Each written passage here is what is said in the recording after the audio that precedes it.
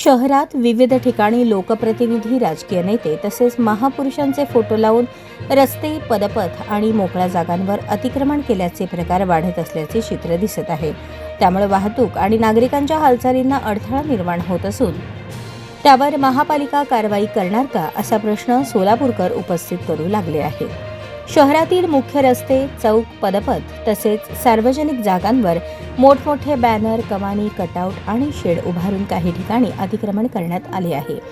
या ठिकाणी लोकप्रतिनिधी किंवा महापुरुषांचे फोटो लावले जात असल्याने प्रशासनाकडून कारवाई करण्यात टाळाटाळ होत असल्याची चर्चा नागरिकांमध्ये सुरू आहे।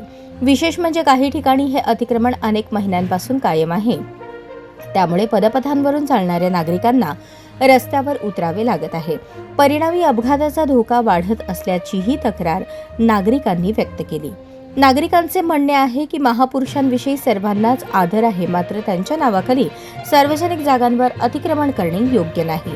नियम सर्वांसाठी समान आहेत आणि अतिक्रमण कोणीही केले तरी त्यावर कारवाई झालीच पाहिजे अशी मागणी नागरिकांकडून होत आहे। दरम्यान शहरातील अतिक्रमण हटवण्याबाबत सोलापूर महानगरपालिका ही वेळोवेळी मोहीम राबवते, मात्र लोकप्रतिनिधी किंवा महापुरुषांचे फोटो असलेल्या ठिकाणी कारवाई होते का याकडे नागरिकांचे लक्ष लागले आहे। या पार्श्वभूमीवर महापालिकेने शहरातील सर्व अनधिकृत बॅनर, कमानी आणि अतिक्रमणावर एकसमान कारवाई करावी अशी मागणी सोलापूरकरांकडून होत आहे। आता प्रशासन या प्रश्नाकडे कसे पाहते आणि प्रत्यक्षात कारवाई करते का हे पाहणे महत्त्वाचे ठरणार आहे।